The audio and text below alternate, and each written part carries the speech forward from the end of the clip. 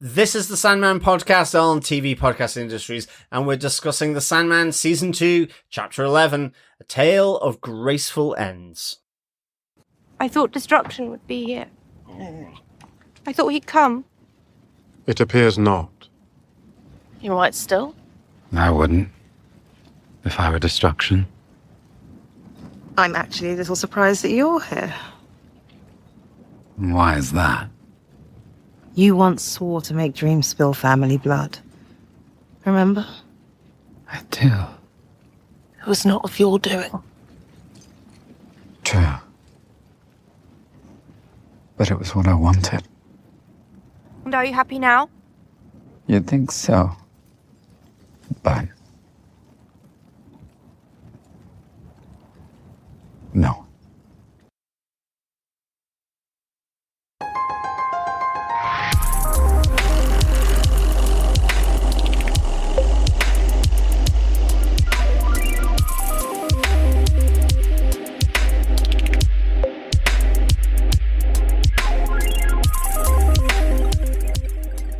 Welcome back, fellow dreamers. This is TV Podcast Industries, and we are talking about the penultimate Sandman episode from Season 2, Chapter 11, A Tale of Graceful Ends. I am one of your hosts, John. I am your other host, Derek. Yes, dearly beloved, we are gathered here today to talk about a thing called life. Indeed we are. What an excellent ending. Oh, I am so glad you said that. Even though I said penultimate. Yeah, but it is the ending. It is the ending, truly. There are spin-offs. There is one additional episode that will be there, but it is treated as a special episode. This is truly the end of the Sandman show with this final really episode. Poignant, really meaningful. I think did kind of allude to it in our episode 10 coverage. You know, it does feel a little meta in terms of just the title, A Tale of Graceful Ends, but I think it goes beyond just the story of Morpheus and acknowledging the story that we've been on since episode 1 of season 1. It's also, I think, a very meta thing of Neil Gaiman. And I might be totally wrong here, but I just get the sense it's saying, you know, sometimes killing off your lead, killing off a main character, whatever it might be, that's the power of the story.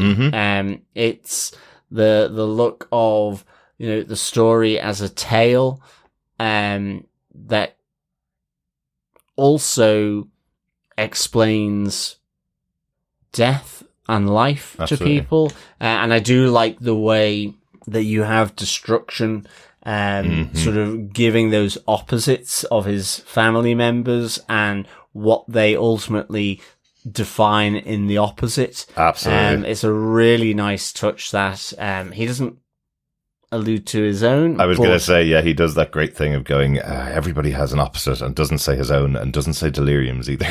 He just says, death defines life, despair defines hope, desire defines hatred, destiny, freedom, and perhaps dream defines reality.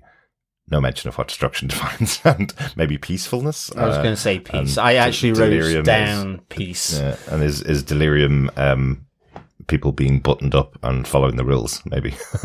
Is it something like that? Delirium, yeah, defines conformity. Conformity. There you go, John. Yeah, excellent. We've solved it. Brilliant. Yes, let's talk about this final wrap-up episode of The Sandman, John.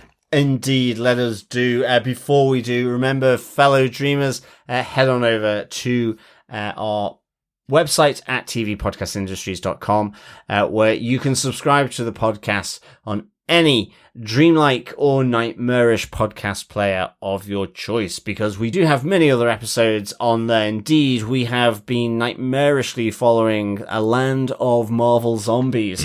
What would happen if the MCU was infected with Marvel zombies in the 4-part animated series? We've just covered that. And we have also just covered the nightmare that might exist were superheroes to be real and psychotic in The Boys Gen V series. That was the second season of Gen V. So please if you're interested, head on over to hear our dulcet tones wax lyrical about those shows as well. Absolutely, and we're also about to cover the only other Netflix show that we cover, The Witcher Season 4. All episodes of that were just released on Netflix, and we'll be covering that over the next couple of weeks. I know, it's like we just get close to the end of one, and then there's a good old dumping happens. It's just the Netflix shows. I wish we could just give them up. I wish Prime Video would buy the rights to The Witcher or something, or more Sandman. That would be great. Oh, absolutely. Yeah. But weekly, yes, so that we don't feel like we're so far behind. We feel like we're 8 weeks behind on The Witcher because all 8 episodes dropped in a day. Exactly. I haven't told John about the movie that also came out in the same day. Shh, don't tell him. No, well, you have now. It's too late. It's too late. And of course, fellow dreamers, we do like to get your thoughts, theories, observations, and feedback on all things to do with the Sandman. So please head on over to our Facebook group at facebook.com/groups/TV Podcast Industries, where you can leave a comment on the spoiler post over on our Facebook group. And of course, you can email us as well over at feedback@tvpodcastindustries.com. So, let us get into our spoiler-filled discussion. Derek, what are some of the episode details? Well, the executive producers for the show are Allan Heinberg, Jamie Childs, and David S. Goyer. The teleplay for the show is by one of those executive producers, Allan Heinberg, and the episode was directed by the other executive producer, Jamie Childs. John, do you want to tell us what they gave us with your synopsis for Season 2, Episode 11, A Tale of Graceful Ends? Sure. Unsure of his purpose, Daniel, the new dream of the Endless, brings back Abel and Merv after their death at the hands of the Kindly Ones. He attempts to restore Fiddler's Green, but Gilbert refuses and tells him it does not give their sacrifice meaning if he is to be brought back. Meanwhile, the Endless siblings and many friends of Morpheus, including Johanna Constantine, Alex Burgess, Hob Gadling, Queen Titania, Cluracan, Calliope, Rose Walker, Mad Hettie, Nada, Lyta Hall, and countless others attend the first Dream King's Morpheus's funeral. Destruction does not attend, but visits the new dream secretly and assures Daniel that he will figure out everything eventually. At the service, each Endless and Lucienne speak on how they will miss Morpheus and wish that they had a better relationship with him, but are glad they got to see him change for the better. Following the funeral, Death chats with Hob Gadling and asks if he wants to finally finish his long life. Hob tells her he is still not ready to die, which Death accepts. Inspired by the speeches, Johanna tells Corinthian she wants to give their relationship a shot, and they kiss. Matthew, Merv, and Nuala decide to stay with Lucienne in the dream world, while Lyta Hall meets Daniel and makes peace with him, as he promises to meet her in her dreams. He makes Lucienne the new Prime Minister of the Dreaming and decides to continue his meetings every 100 years with Hob, as he goes off to finally meet his Endless siblings. The post-credit scenes show the Kindly Ones discussing how fate is inevitable and that no one, whether human or endless, can escape it. Ooh, I feel like I've been to a massive, massive funeral. Likewise, and I think it's really, really interesting, like, to structure it around that. You know, you have, the structure of a funeral, all the mourners or celebrants arriving. Yep. You have, the various speeches from people, whether they're family or those who truly knew them, as, in that sense. Yeah. As well as almost the final sort of get together afterwards to celebrate the life, but also in this case to welcome in the new dream. Exactly. To the family. Or I guess almost a bit like sorting out the will. So you get this effectively. It's all gone to you. Yes. It's part of that, definitely. I had definitely got some feelings of a regeneration from Doctor Who. Definitely. That's how I'm feeling about Daniel being the new Lord of the Dream. He has the same title. He has some of the same memories, but his personality may be a bit different from the old guy. He might be similar, but he may be very different at times. So it feels like something that is very easy to accept if you're a fan of Doctor Who, that this new person could also be the same person as they were before, but also be new as well. And Neil Gaiman being a big Doctor Who writer and a big Doctor Who fan, I feel that there's something in there that he's put into this episode as well. Well, it's you have that great little moment with Daniel where he's speaking with Lucien in the Great Hall, where he says, I've been around since eternity, yet I've just arrived, effectively. Yeah. I hold all this information in my mind, but I have no idea what I'm doing. And it absolutely perfectly sums this up for me. Yeah. In a sense, Daniel's purpose is truly defined. He is to lord it over the dreaming and to manage the dreams, the nightmares of the waking world. At the same time, that purpose can shift on an axis marginally or more than that, to have a modified or different purpose within that confine. And again, you have that moment where Daniel does say, well, Lord Morpheus spoke to me briefly, and he told me that I could be the dream lord that he couldn't be, this, and you get hints of this through the episode, like you get from Fiddler's Green, which to me was one of the best parts of this episode, because I think it absolutely encapsulates Daniel sort of bright-eyed, panicking, bringing everyone back, and then he brings back Gilbert, who basically says, well, what exactly are you doing? And questions why he's bringing him back. And he goes, but I'm dead. I was an idea of Lord Morpheus back in the day, which took root and form over all this time. But your ideas will come to life in time as well. And as he says, Fiddler's Green understands what is being said, what is being offered by Daniel, the dreamer, the new Dream Lord. But he says, but if you bring us back, our deaths as well as our life has no meaning, the sacrifice that we've made. And I think that's to the point of this whole episode as well. So, this is reflected in what Fiddler's Green says to the new Dream. He says, Morpheus died for his son, and so you could be the dream he couldn't be. And you have Daniel apologizing to Gilbert, and I guess to the point of this, he says, look, already you're a new dream and you're apologizing to me, which is very different from what Lord Morpheus would have done. He never would have done that. Just that little shift in the axis of the purpose. That maybe there is a more human form to the new endless dream. Yeah.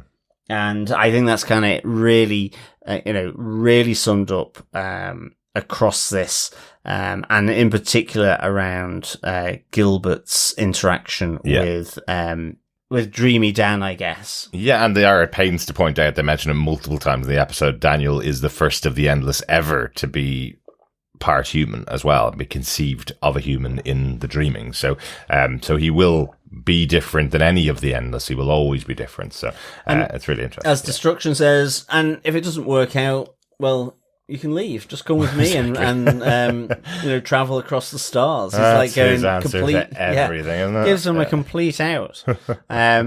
Which is also valid. So I do like how this plays out. I mean, I also do like the fact that he does bring Merv Pumpkinhead back. Right. I do like that Kane, is demanding his brother be recreated, and whilst the new Dream does not sort of take well to this threat that he's saying, he does recreate Kane, and then brings back Merv, and you just see him sort of trying to have all these people, because they're in his mind, they're parts of his information.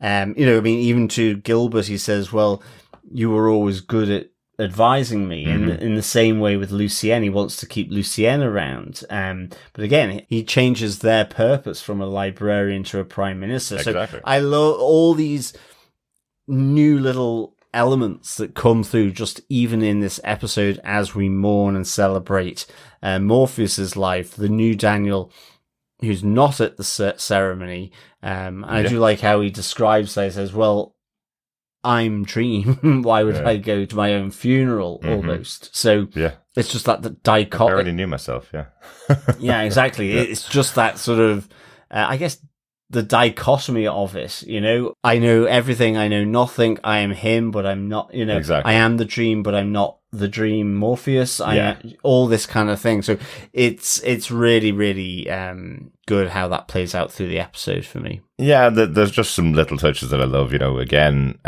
this was a kid that was born a few weeks ago. He's a baby. Well, a few months ago, let's say. He's a baby who's now a grown man who has all of this knowledge in his mind of who Morpheus was in the past. I love that he's not at the funeral yet. All the guests see him at different points throughout, because just like a child, he's kind of sneaking out of his room to check and see the guests that are coming to the big party that he's not allowed to go to, even though he doesn't really want to go to the party. He knows it's not for him. I love those little touches as well, because those are the two combined pieces of his character as well, you know.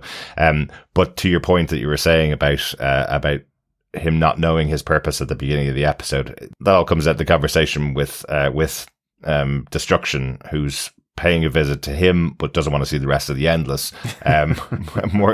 Daniel says to him, well, Morpheus left me his memories and he left me his power, so therefore I'm going to reform everything that he left behind.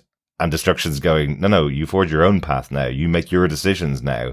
It's not for you to do everything that Morpheus did in the past. That's not who you are your own person. And as you say, if it all falls apart, come out with me to the stars. Yeah, I mean, I do really like that Destruction imparts his advice to Daniel. Dreamy Daniel. And but also I do like, even with all that, you know, he says to the new Dream who's allowed him into the Dream Palace, he goes, well, I've never been invited in before. So again, it's just that other change. You know, when Daniel Dream asks, well, will we see one another again? He's like, I'm sure we will, because already there isn't the kind of that airs and graces that you had with Morpheus at the start, you know, of obligation, responsibility. Look, he will do that, but yes, with a different, softer edge.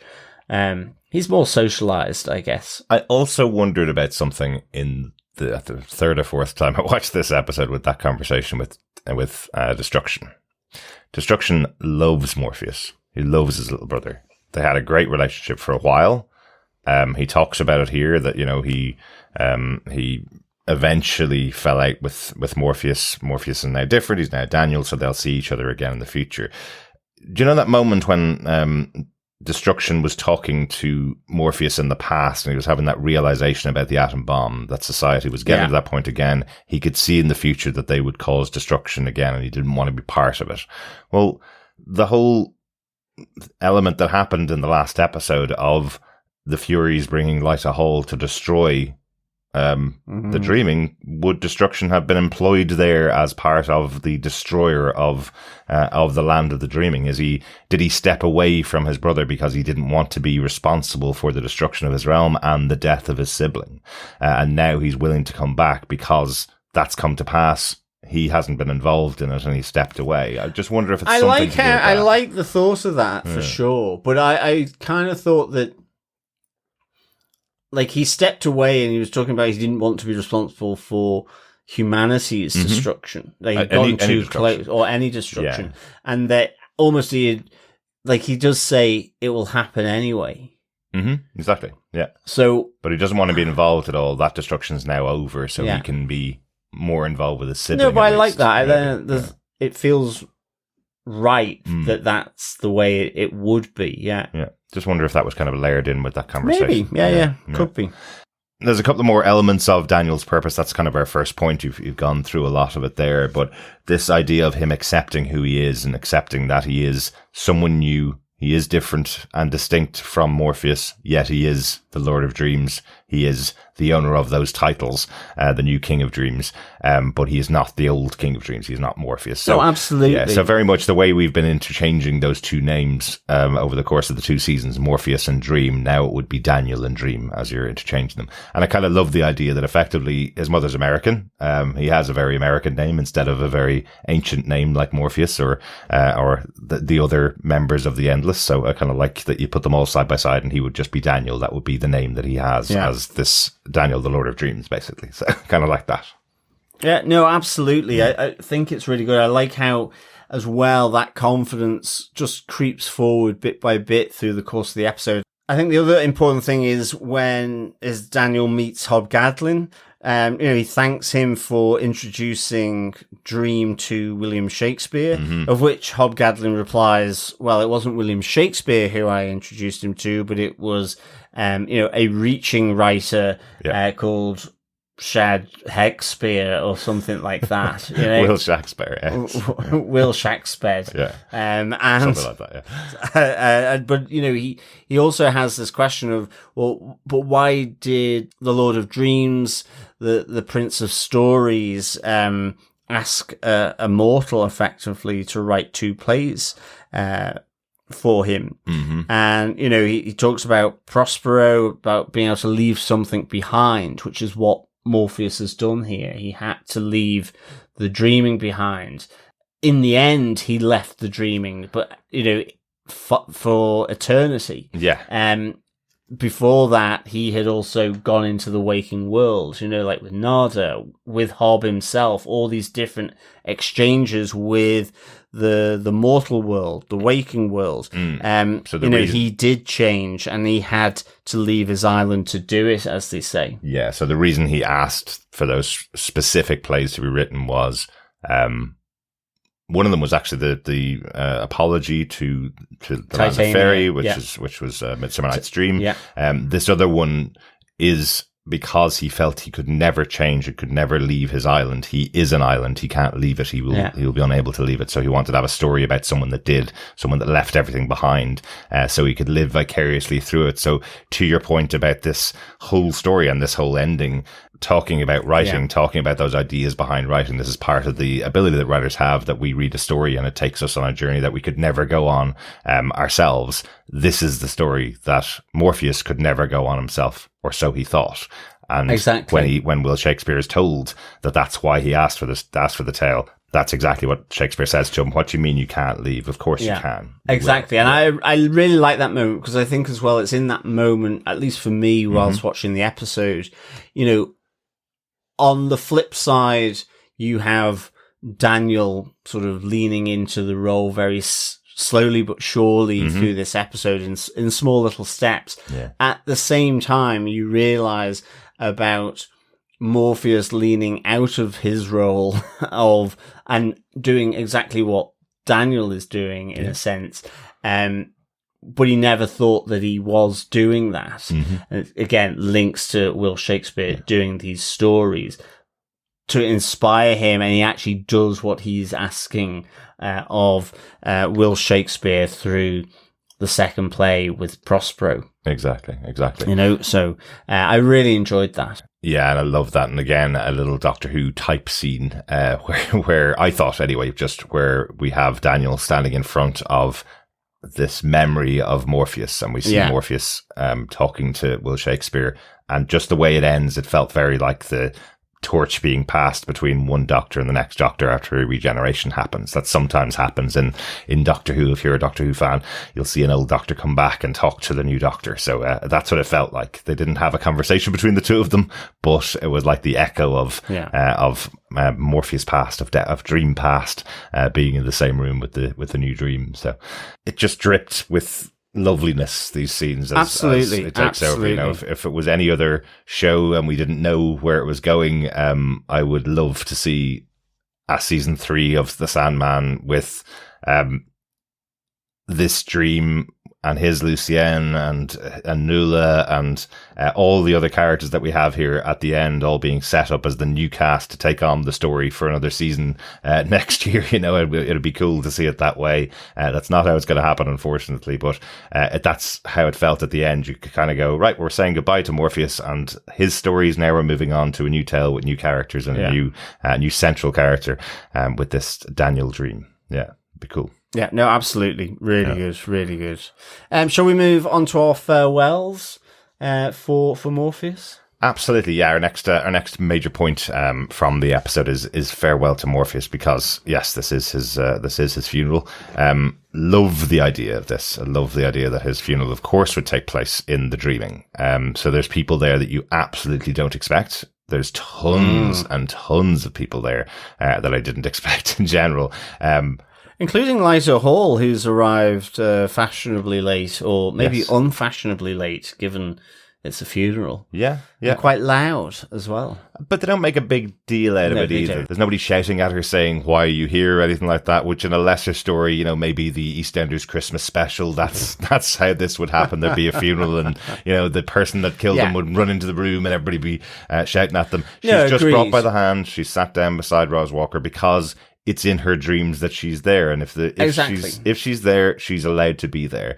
I think it's really interesting. The other characters that we see in the background are fascinating. The ones that don't even have lines. We see Nada is in the room there. We see Calliope there, who was from the episode Calliope earlier on at the end of season 1. We also see Richard Maddock there, who was the person who was trapping Calliope, played by Arthur Darvill. Yeah. The fact that we have all of these people, some friends, some villainous foes, I guess you'd almost call some of them. Alex Burgess is there. He was just restored to his youth, but his father had kept him captive for 100 years, causing everything that's happened here. There was also the Lord of Order as well. There was, yes, which was good. Yeah, so I think almost everybody that was petitioning for the keys to hell appear in the crowd, as well. But I love that they did this. This, to me, is something like you would get at the end of, the final season of Lost, for example. The final episode of the final season of Lost brought back loads of actors that you hadn't seen for 5 or 6 years. This is what that felt like, even though most of them had only appeared in this season of the show. But having them walk in for this final moment, having people appear on screen that have never appeared on screen together, was just a great way of saying goodbye to the show, as well as definitely. I mean, I think as well, for me, a couple of things from this. I mean, first of all, I loved all kind of the speeches that were given, absolutely, during the ceremony. But I like the fact that Lucienne was included by Destiny here, and indeed Matthew, if he wanted to. I think the other side of it was, the family affair element. So I love the fact that when the Endless arrive on the door, you have that aspect of the funeral. Yeah. And in a sense, their own kind of little private eulogies between themselves, or moments of truth. Yeah. And then they speak to the person who was their brother in the ceremony. So, you have Death being surprised that Desire actually is there, and that, you have Delirium inquiring as to whether Destruction is here. He's not present. Yeah.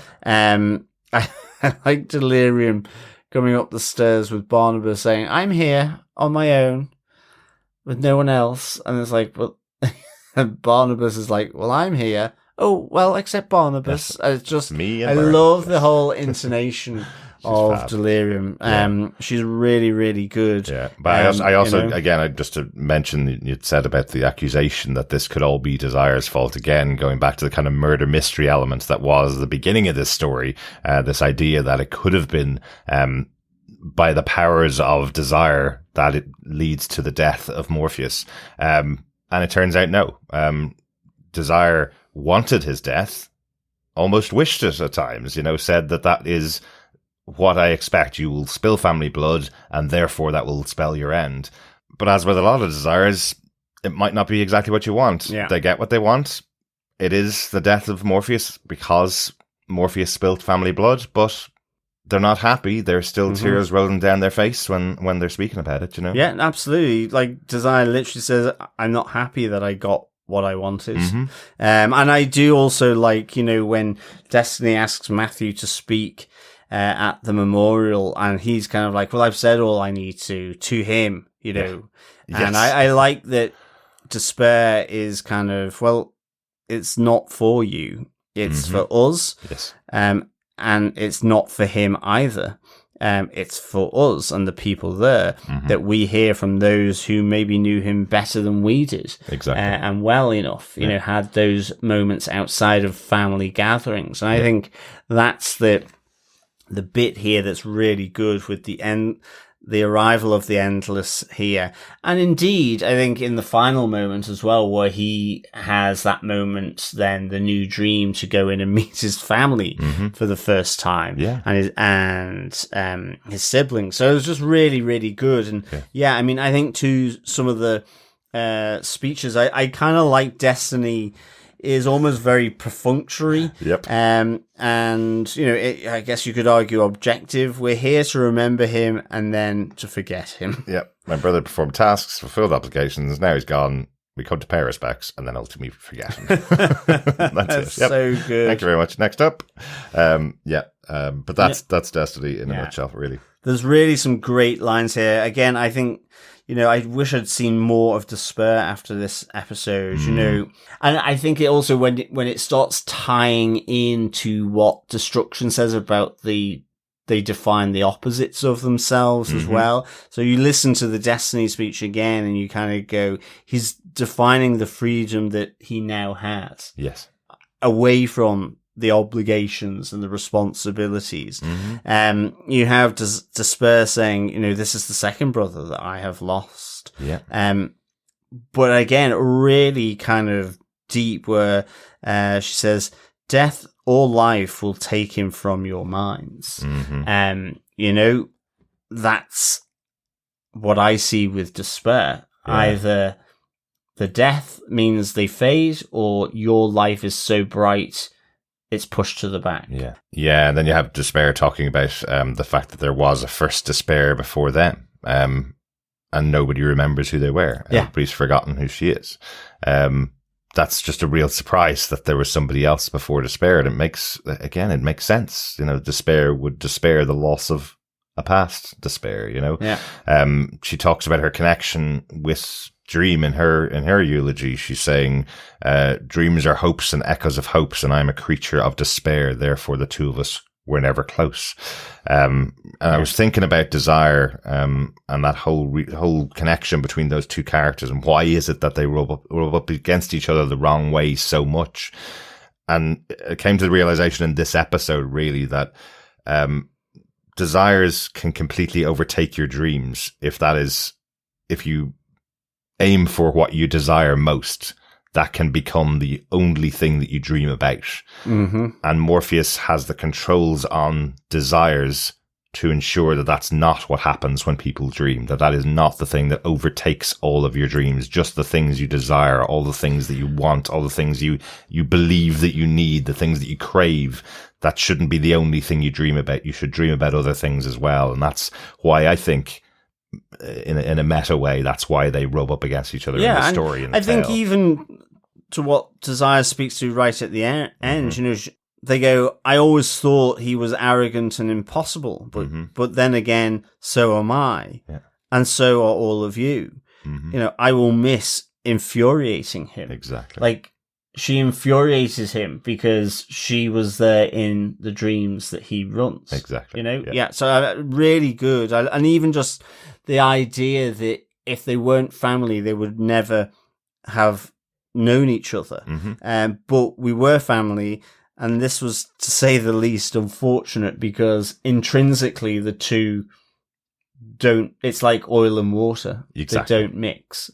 That was really good as well. I like Delirium speaking in sort of a befuddled way, really.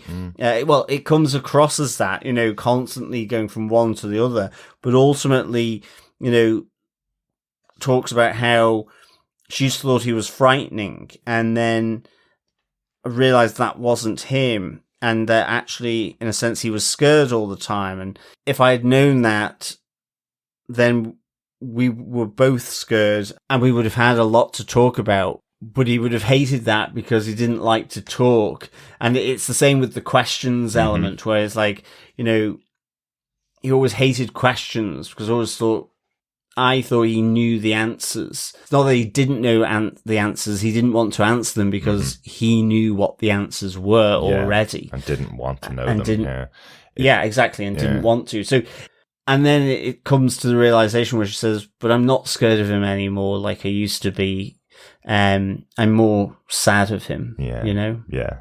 It's just it's what comes from delirium. You know, I love that Barnabas is the one that encourages delirium to go up and speak. She said she doesn't really have anything to say. She says one line and then comes out with all of this, and it's beautiful.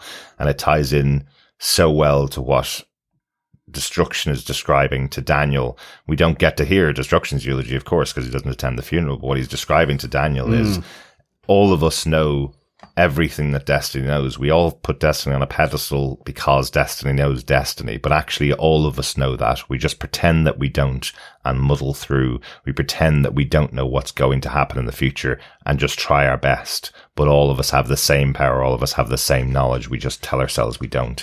And that's exactly what Delirium's speaking to with Morpheus. He did know the answers. He just didn't want to know what would happen. So he knew the cause and effect of what was going to happen when he took Orpheus's life. He knew the cause and effect when he didn't help Orpheus when he was pleading with him to save his wife. All those many centuries ago, he knew what was going to happen. He always knew, but he pretended he didn't. He avoided those questions, pretending that he didn't know what the destiny was. So I love that those two are echoing each other, even though Destruction wasn't in the room.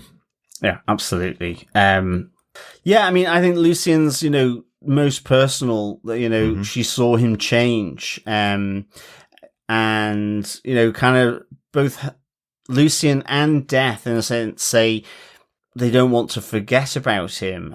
Lucien directly in that, I don't want to forget about him. I won't. I can't. A part of, he's a part of me, a part of all of us. She saw his change. It's kind of the most personal. And then with his closest sister, Death, she also speaks to remembrance, to tell his story, to remember him, and to inspire yours, even though the Prince of Stories thought he had no story of his own, which she says is rubbish. This notion of him longing for this purpose beyond his function, which is what Destiny described. Exactly. Effectively, Death giving life to Morpheus's time. So it's just really, really good. I loved how this all played out, to be honest. Yeah, he doesn't have a story at all, but here we are at the end of 2 seasons of it. In this beautiful telling of what happened to one of the Endless when they became more human and learned to appreciate everything around them. It's a fabulous way of closing out the story. And I love, all stories come to an end, if only so new stories can begin. Tell his story to inspire others. I think it's a great way, as you say, to finish off that tale of Morpheus. Yeah, but there's other endings in the episode. There's lots of little wrap-ups and little moments that close out. Will we just talk about those last little moments? Yeah, absolutely. I mean, I think the one I really want to talk about, because I just really enjoyed it, is actually with Hob Gadling and Death on the bridge. Yeah. Where firstly, Death is kind of apologizing for the bet that she had with her younger brother, which basically made Hob Gadling immortal until he chooses not to be. Yes. And ultimately that question arises again. And, Death says it's up to you to call it a day. Yeah. And I just really like what Hob Gadling kind of says, really, where he says, I've done it all, I've seen it all, I've heard it all. And yet here I am chatting to Death at the King of Dreams funeral. So not ready to die just yet. Exactly. You never know. And in fact, I don't know whether I ever will be. Is that okay with you? And it's just really, really good. And I think, yes, that is a really nice way of thinking about immortality. Invariably it's seen as a curse in a lot of writing, this notion of it's almost like a persistence. Yeah. And And it's not that Hob Gadling is saying that that's not part of it, but he's also saying, 100%. despite that, Yep. look what I'm doing now, which I never thought I would do. Exactly. It's new, it's different, and I'm experiencing it, and I live for it. Yeah, exactly. Like in the episode itself, the one all about the tale of Hob Gadling, when we're going through every 100 years, when we're seeing him, he has moments where he's at his absolute worst, he thinks, and then doesn't want to go. And then the next time he come back, he's even lower, he's even worse, but still doesn't want to go. One touch I really liked, though, in this is he does actually ask, if you noticed, he does ask Death what's next, and she tells him the same thing she tells everybody else: you'll find out when you go. She won't give him any information about whether there's a heaven or hell, or an afterlife, or you're just worm food, whatever the possibilities are, because they are always possibilities, whatever it is you believe in. We know that from hell. There's possibilities of going to hell in this world, if you believe that's where you're supposed to go. That's the kind of joke in Gaiman's lore. But the fact that Death doesn't give him any indication whatsoever, even after 650 years, and then he still says, well, I'm happy enough to stay around forever. I did look back at what the actual bet was and what it is that inspired the two of them to make the bet, because I just couldn't remember the actual line. It's actually because Hob Gadling says, "Death's a fool's game. I'm not going to go with it," basically. So I'm just going to choose to live forever in the same room as Dream and Death, who decide, actually, you know what? Let's give him what he wants. He said death is a fool's game. If that's what he believes, he can live as long as he wants to live. And he's still here 650 years later, and maybe here for eternity. So, love it. Love it. Yeah, really good. It's a really good moment. And very cool that he goes and meets up with Daniel, and Daniel agrees to reignite those meetings every 100 years, and hopefully not every 3 or 4 years, where he goes, "I'm only here to say goodbye to you for the last time ever." Yeah, absolutely. Which, he has become a much closer friend with Morpheus because of meeting him more often, but he will at least get to meet the new Dream every 100 years. Definitely. And another one of the wrap-ups then is Lyta. You mentioned that she has arrived at the funeral. She does take her leave after the funeral to go and see her son Daniel, try and find her son Daniel and see if there's anything in the Lord of Dream that is Daniel. And again, I love how this is played by Jacob Anderson here.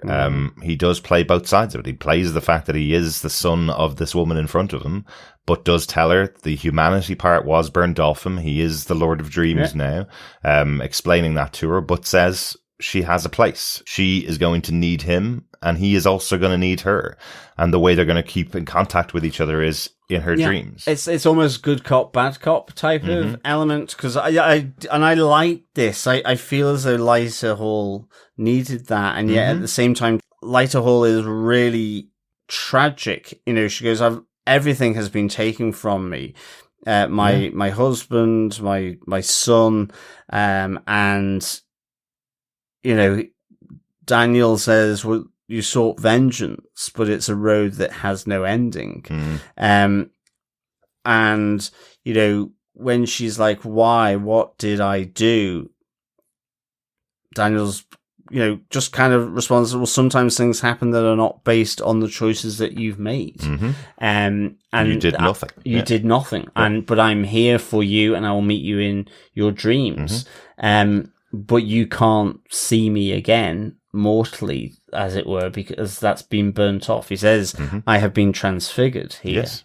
Yeah. So it's really kind of a touching moment. I think it absolutely is. It absolutely is. And he does give her one boon, I guess, in the term of the show. He does give her one boon, which is that she can never be harmed. No one will ever be able to harm Lyta Hall again after everything she's been through. Yes. So that's a little touch that he gives her. Yeah. Apart from a double-decker bus at a busy intersection. No, I would say that would bounce around her. That's the interesting part about these kind of powers. Nothing will ever harm her again. That is true. So that is she may be another one of the people like Mad Hettie and like Hob Gadling who will go on forever. I think, absolutely. I think the other wrap-up as well is the two C's, Corinthian and Constantine, which I really liked.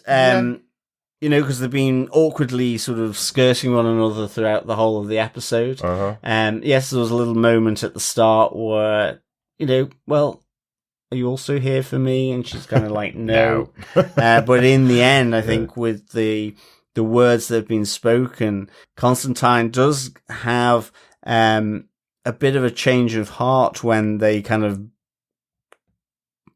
come together again. And he's like, well, I am a bit of a nightmare. She goes, well, every man I previously dated was a nightmare, and women. And I just really liked it. Just thought it was kind of unceremonious, but really nice. I mean, I say really nice. I'm not too sure, because they kiss at the end, and all I could think of were the eyes. Mm-hmm. So, I mean, I don't know whether she has the same thoughts, but I like how they're trying to figure it out. Well, is it that we're just going out in the dream, or what, you're seeing someone in the waking world? Yeah, exactly. So I thought this was quite cute as well in a different way. I think they definitely wanted to give an ending to the two characters. It seems a bit odd and unnecessary, but it's fine. I have no particular issue with it. I liked it.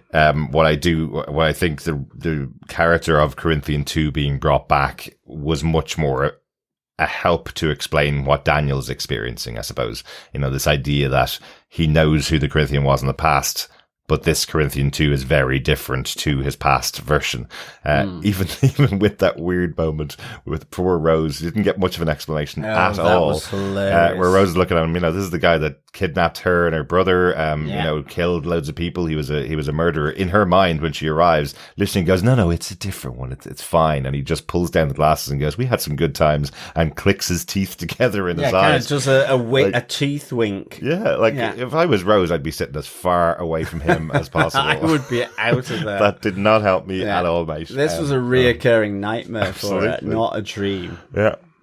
So interesting that they put the two of them together. I think, it makes sense that for Johanna Constantine in this arc of the story, she has found a true love here, and that's probably her reward from Morpheus for everything that she did. So yeah, exactly. Yeah. And that's kind of the major characters wrapped up. Lucienne's going to stay on board. She's becoming the Prime Minister of the Dreaming, so a brand new position. I love that because the story has always been that she had stayed behind minding the dreaming or fixing the dreaming after Morpheus disappeared. Now she actually has a position that reflects that, where she's not just the librarian that took over while Morpheus was captured for 100 years. She's now in a position of power within the dreaming. That's and cool. We also have then the Fates doing what the Fates do, which is kind of getting back to fating. In our post-credits, yes, which is good as well. Yeah, I was writing down the notes of this, and it just made me laugh because I was writing it down, and they're going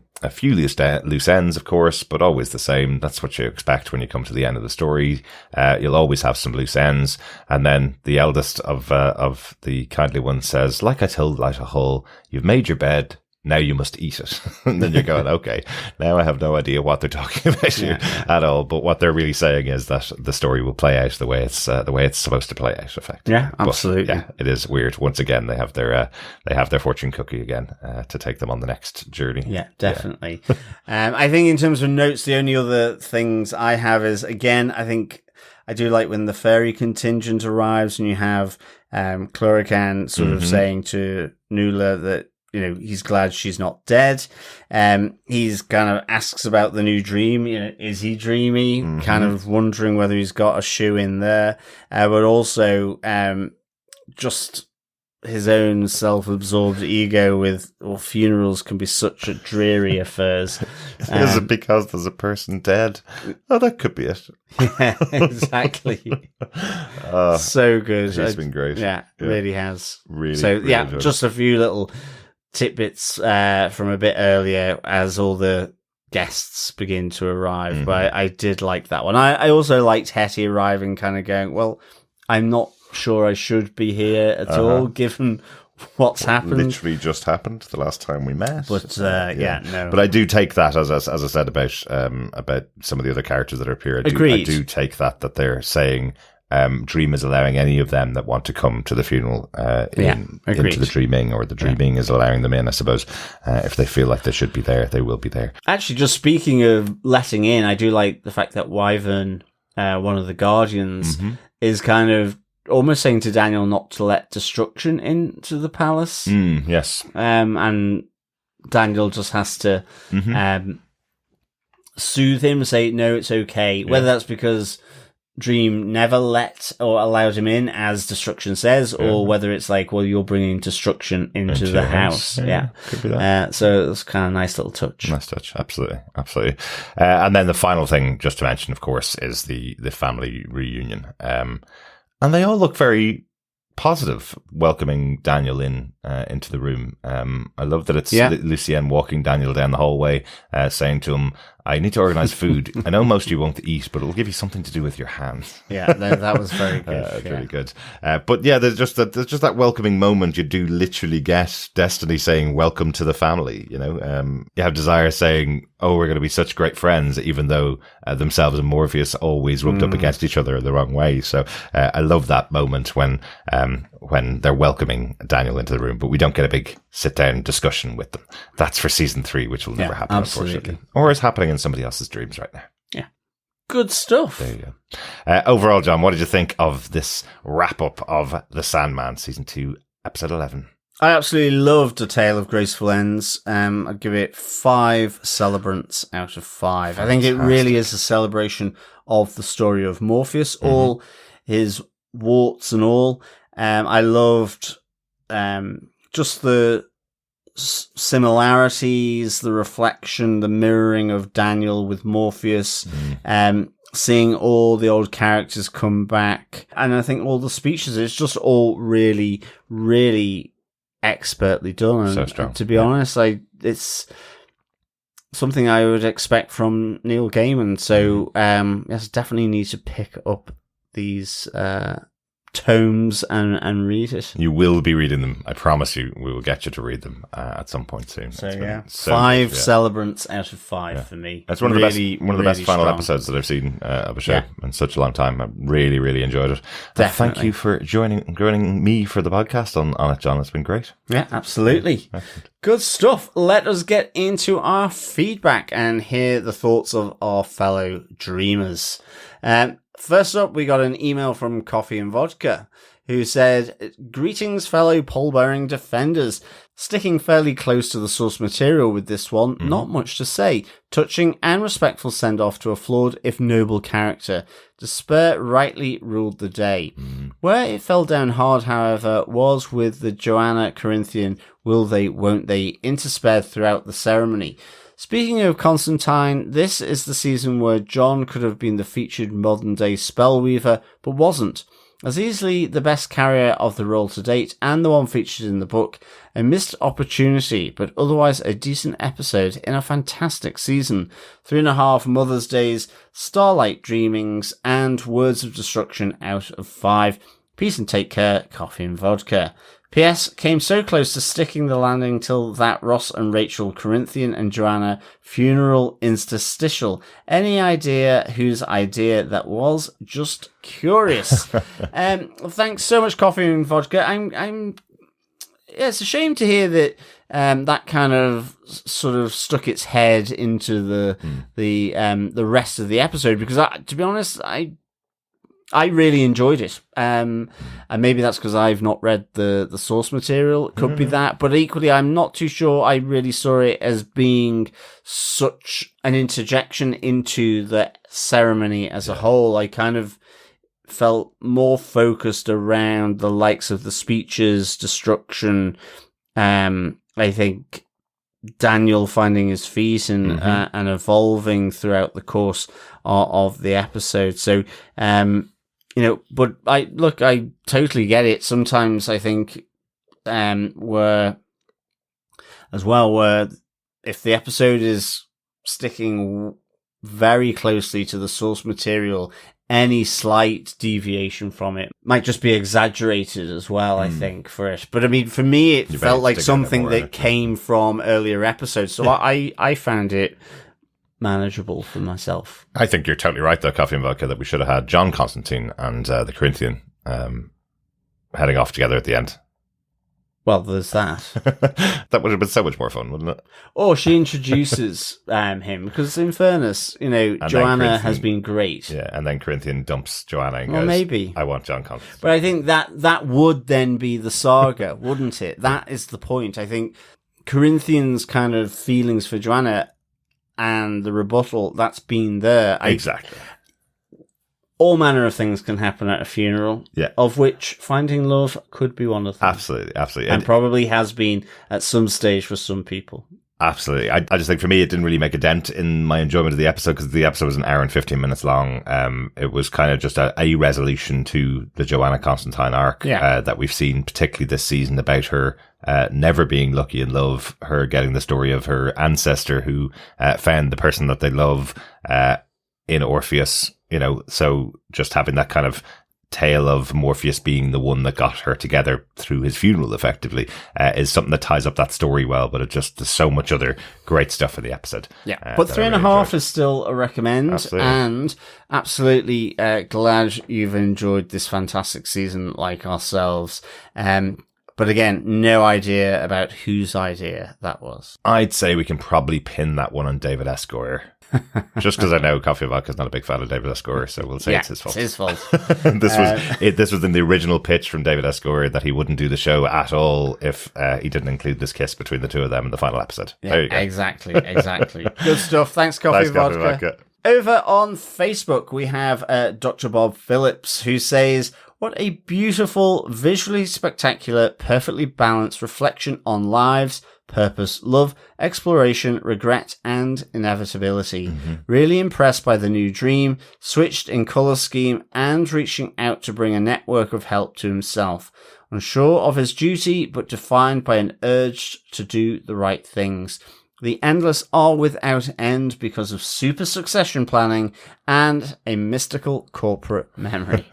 Excellent stuff, Dr. Bob. Fantastic. Well, I wish my work would have a mystical corporate memory, to be honest. Sometimes we should have super succession planning as well for all the retirees coming up. Exactly. Really glad you enjoyed the episode. Totally with you around the spectacular here and just the reflection of what it provided here. Really, really good. Yeah, absolutely. And it would be pretty bad of Morpheus if he didn't dot the I's and cross the T's when he knew he was going to his death, given what happened when he got captured for 100 years last time. He was like, right, don't worry, I have everything in place just in case this happens to me again. So, but unfortunately it happened very quickly, and Daniel was had to step up to the plate much quicker than either of them expected, as Daniel says in this episode. But I think he's doing a pretty good job. Yeah, absolutely. Yeah. Fantastic. Thanks, Dr. Bob, and thanks for your thoughts throughout the season as well. Yeah, absolutely. Thanks. Finally, we have Paul Tianchi Lee's thoughts on the final episode. He said, "Dang, that was quite the funeral. Some beautiful family dynamics and a revelation to me that this is not the original Despair. I don't remember this from the comics, but given that Delight has already become Delirium by the time of Orpheus's wedding to Eurydice, and the prodigal had disappeared by the end of the Enlightenment, it's hardly surprising that some members of the increasingly misnamed Endless would choose to seek an ending. Given that in the comics these seven have dominion over all sentient life, Morpheus visits the Martian Manhunter in the Justice League space station in Sandman #2, and Dream of a Thousand Cats, of course, from season 1, it's odd that Gaiman didn't further explore the idea of how each Endless might wish to change, unless I've missed limited runs in the universe in the last 5 to 6 years. What a cast of previously seen characters to show up as funeral guests. Love that we got almost everyone who came to petition Morpheus for the keys to hell. I suspect that they might have shot that episode and this one back to back to save costs for the guest stars and day players, and also not have to keep track of the costumes longer than necessary. I love that Destruction came back to give advice to his new little big brother. If I recall correctly, the birth order of the Endless in the comics is Destiny, Death, Dream, Destruction, Desire, Despair, Delight/Delirium. This makes Destruction a middle child on top of having Time and Night as parents. Oof. Again, not at all sure if this bit was in the comics, but it was a lovely interaction for Dream Daniel to see all of his family on the day itself. Yeah. There's a lot of eye acting in the episode, with guests very much not wishing to overly react to other guests who showed up or were invited. Last hurrah for Stephen Fry as Fiddler's Green, who is showing Dream Daniel how to move on. Insert obligatory Hamilton reference here. Also glad to have a regrown Merv, and Lucienne is also staying on. I want a spin-off series on the adventures of Johanna Constantine and her boyfriend Corinthian 2.0. We don't see Dream Daniel with his family, and I'm okay with that. The 75 issues of Sandman was about Morpheus, and it's fitting to conclude that story in the show as well, given that Netflix didn't greenlight a longer run to adapt more of the comics, and also all the issues around Gaiman himself. I think it will be a while before anyone might want to explore the universe in the new Dream of the the endless in comics or in television. I do wonder if and when DC Warner might want to pick the characters back up, if they still try to get Netflix to produce the shows, or will they pull back both Sandman and Dead Boy Detectives onto HBO Max, similar to Marvel pulling Defenders onto Disney+. Interesting question to end with there, Paul. Thanks very much for your feedback. I know this feedback that you sent in was about 6 or 7 weeks ago. So, one of the big things that's changed in the last couple of weeks is that, HBO is possibly up for sale at the moment. And one of the buyers that's very interested in that sale is Netflix. So actually what you could have is all of the DC shows appearing on Netflix instead of the other way around. That's very, very interesting. Yeah, apparently it's Paramount Plus and Netflix who are looking to buy Warner Brothers, who own HBO. So there you go. Yeah, no, it'd be interesting to see where it lands for sure. Definitely with you, Paul, around Fiddler's Green. I thought it was a real key moment in this episode and just really nicely done.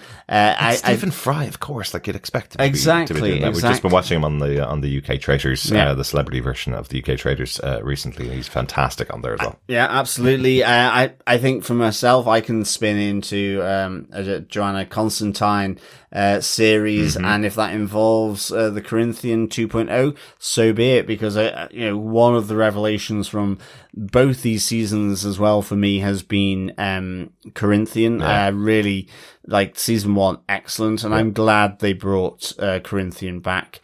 And the notion of eyes have teeth is just really great. And Boyd Halbert just does such a great job in the role, doesn't he? Yeah, definitely, really good. I mean, just all of it, the whole sort of feel around it, just really, really nicely done. So totally good stuff. And thanks for all the feedback, like with the other fellow dreamers for this season of Sandman. Absolutely. And I know there have been spin-off comics in this universe after the Sandman story ended. I know there is The Dreaming, and there's been some other stories that have gone on, but I'll admit myself, I haven't kept up with them as well, so I'm not sure whether we've explored other members of the Endless going through their changes. I don't think so, though. I think those stories might have been big enough that I would have probably picked up the comics, but I know there are some other tales out there to check out as well. Great stuff. Thank you so much to all our fellow dreamers, as always, across this season and for this episode.